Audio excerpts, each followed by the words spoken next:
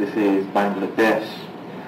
If you've caught me on producersden.com or myspace.com/basements in Bangladesh, shameless plug. You know I'm all about the music.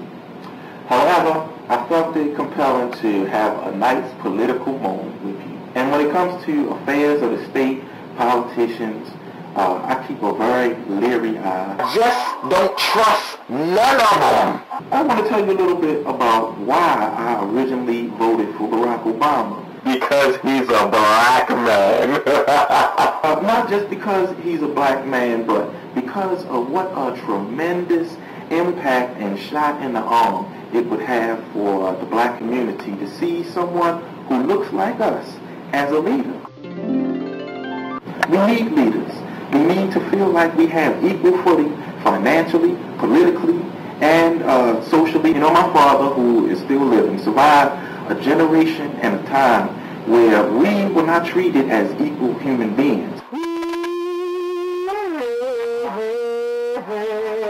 And this is still a gaping wound within the body of American society. However, the more I started listening to what Obama was saying, his philosophy, his background, the more I started to see this man, he's a person that's able to look into the deeper issues that plague us as a people and also be bold about confronting these issues. One of America's most disturbing deficiencies is our refusal to talk about the real problems, but there's still hurt and suffering under a band-aid of political correctness. Look, up until the 50s, we was called niggers. In the 60s, Negroes. In the 70s, blacks.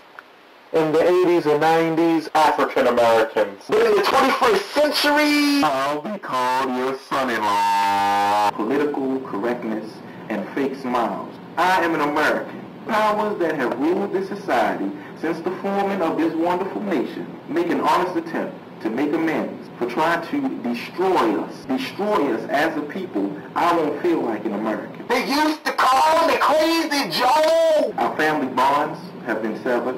Our social, our political, and our financial structure, our financial mobility disallowed, restricted, denied. To believe that 50-odd years of so-called equal rights is going to make everything all right, think again, think again. Obama is our solution. He represents what is possible when love and respect are shared between cultures across the board. And I believe that in his life experience, he holds the key to understanding and bridging the gap of cultural myopia that we suffer from today. You know, black people do not want handouts and freebies. I'm a little bit confused. At least most of us don't. What we want is for white America to stop pretending as if you are still living and prospering off the fruits of our forefathers' slave labor. Stop deluding yourself, profiting at the tremendous and horrific expense of our blood and even our very humanity. Hey, rich white people that control America, we still love you. This wound needs to be healed before we can move on. In fact, it lies at the heart of most of our shortcomings as Americans because we still exhibit some of the oppressive and imperialistic values that we used to dominate other countries. But that's another topic. In closing, I would like to commend Mr. Obama. He's the new Martin Luther King Jr. for his commitment to stand by Pastor Jeremiah Wright for being bold and putting everything on the line as it should be. I'd like to commend Jeremiah Wright for putting it on TV, what we experience as black people at our dinner tables every day. I know better than to get between a nigga and their poet. And I'd also, lastly, like to thank Reverend Manning for proving that even in the 21st century, we still have house niggas. This is Bangladesh.